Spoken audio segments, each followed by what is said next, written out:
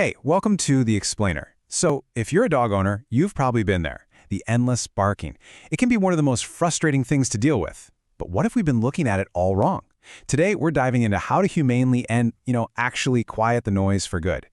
Okay, first things first. We have to completely shift how we think about this problem. That barking, it isn't just random noise. Your dog isn't broken, it's communication. So the real question we need to ask isn't, how do I make them stop? It's, what on earth are they trying to tell me? And that, right there, is the core idea of this whole explainer. Your dog isn't being bad. They're not trying to drive you crazy on purpose. You see, the research shows that excessive barking is almost always a symptom of some deeper need. Maybe they're bored, anxious, scared, or maybe they just haven't been taught a better way to communicate. They're asking for help in the only way they know how. So our first job is to become a detective.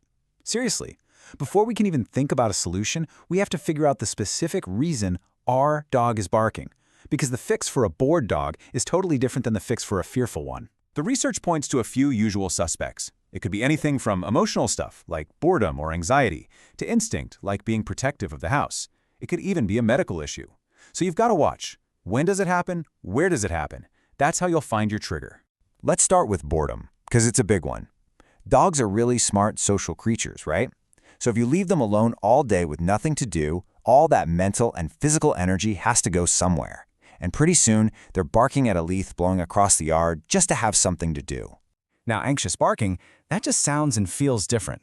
It's usually higher pitched, a little more frantic. It's a stress response.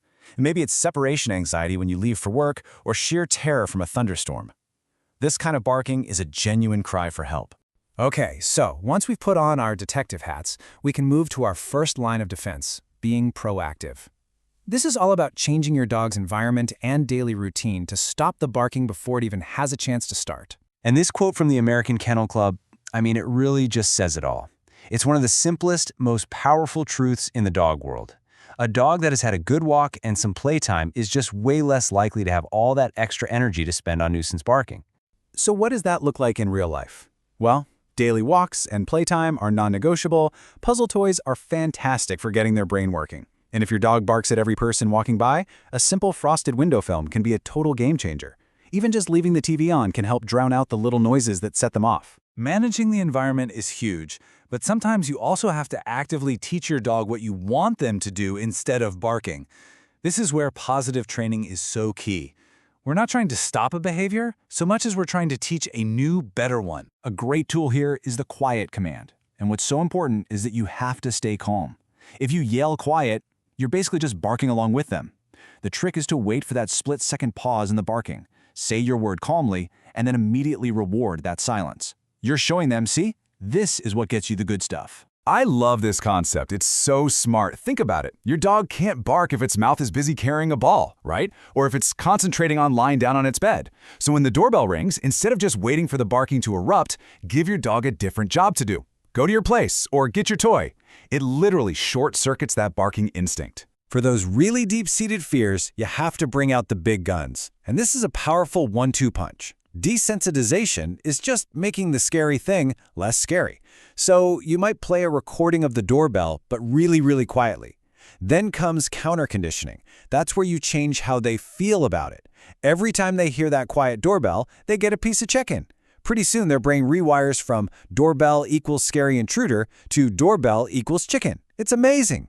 All right, we absolutely have to talk about what not to do. It is so tempting, especially when you're at your wit's end, to just yell or use some kind of harsh correction. But the research is crystal clear on this. That approach almost always backfires. And this chart just lays it out perfectly. Look at the two paths. With positive reinforcement, you're building trust, you're teaching skills, and you're actually solving the root cause. With punishment, you're just creating fear and anxiety. Sure, it might stop the barking for a second, but it damages your bond and often creates brand new problems down the road. And here's the bottom line. Punishment tells your dog what they did wrong, but it gives them zero information about what they were supposed to do right. If a dog is barking because it's scared, and you punish it, well, you just confirmed that there was something to be scared of. You've actually made the problem worse. So, as we wrap things up, let's bring it all back to where we started. Every single effective and humane solution flows from this one principle. You can't pick the right tool if you don't know what you're trying to fix. Is it boredom? Is it fear? Is it territorial? You have to start there. So here's your game plan, your takeaway. First, be that detective and find the why. Then, set your dog up for success by managing their energy and their space.